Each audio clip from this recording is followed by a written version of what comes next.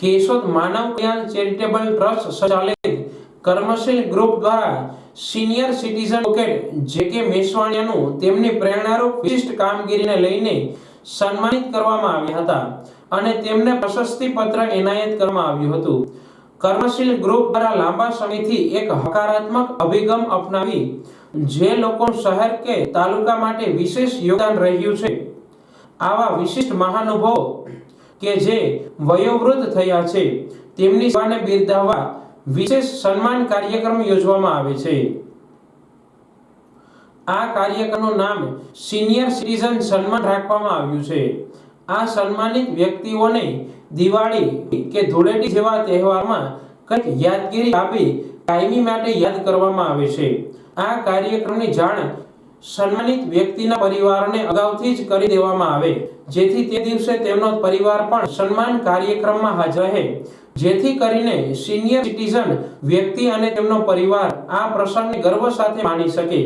બાદ નક્કી કરેલી તારીખ કર્મશીલ ગ્રુપના તમામ સદસ્યો સિનિયર સિટીઝનના ઘરે પહોંચે છે। તે સમયે સભા જેવો માહોલ ઊભો થાય છે અને બધાની હાજરી વચ્ચે સિનિયર સિટીઝનનું સન્માન કરવામાં આવે છે જેમાં સન્માનિત વ્યક્તિને શ્રીફળ, સાકર, સૂતરની આંટી, ઉપરણું પહેરાવી તેમને પ્રશસ્તિ પત્ર આપી સન્માનિત કરવામાં આવે છે।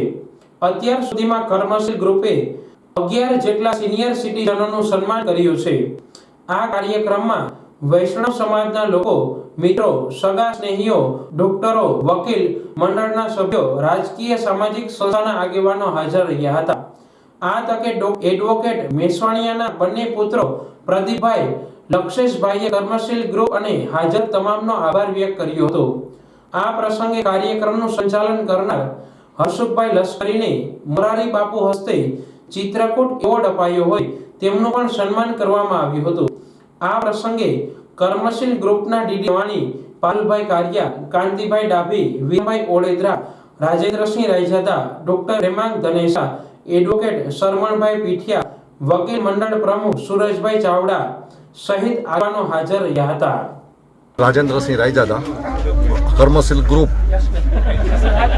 અમારી જે પરંપરા છે એ મુજબ અમે કેશોદ માટે કંઈક કરી છૂટ્યા હોય એવા વયોવૃદ્ધ વડીલોનું એમને ઘરે જઈ અને સન્માન કરીએ છીએ અને આ સન્માનની સાથે અમારા ગ્રુપ ઉપરાંત જે બીજી અન્ય સંસ્થાઓ હોય કે અન્ય વ્યક્તિઓ હોય એમને પણ અમે સાથે લઈને જોડીએ છીએ અને આ પરંપરા મુજબ અમે લગભગ અત્યારે 10 થી 11 વ્યક્તિઓનું આવી રીતે સન્માન કર્યું છે અને અમે આ જે સન્માનાર્થી વ્યક્તિઓ છે એમને હોળી, ધૂળેટી ઉપર અને દિવાળી ઉપર પણ અમે એમને યાદ કરીએ છીએ।